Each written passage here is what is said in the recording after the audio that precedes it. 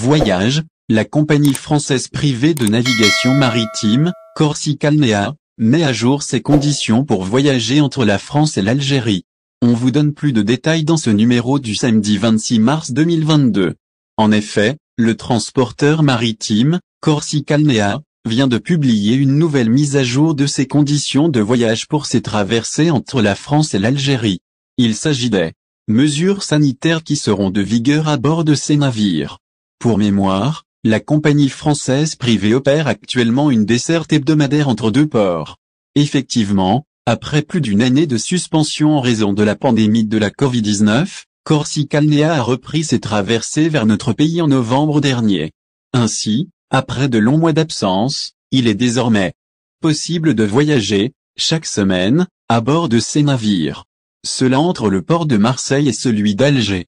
Il s'agit en tout cas de ce que rapporte le site spécialisé Voyage DZ.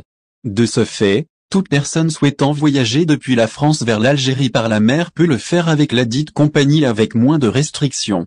Les voyageurs doivent présenter l'un des documents exigés.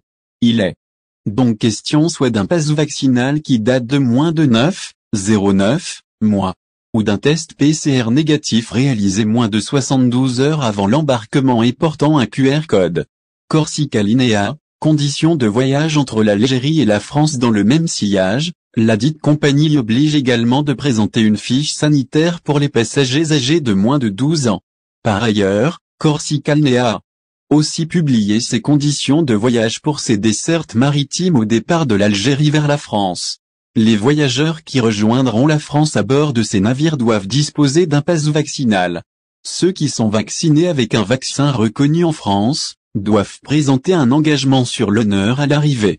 Celui-ci attestera de l'absence de symptômes et de contact avec un cas confirmé au coronavirus. Cette catégorie sera soumise à un test antigénique pendant la traversée ou à l'arrivée au port de Marseille. Dans le même contexte, pour les voyageurs vaccinés avec un vaccin non reconnu en France, ils doivent remplir une attestation de déplacement. Cela en justifiant le motif de voyage. Ils sont tenus aussi de présenter une déclaration sur l'honneur s'engageant à accepter de se soumettre à un test. En outre, il convient de noter que ces conditions de voyage sont entrées en vigueur depuis le 25 mars dernier.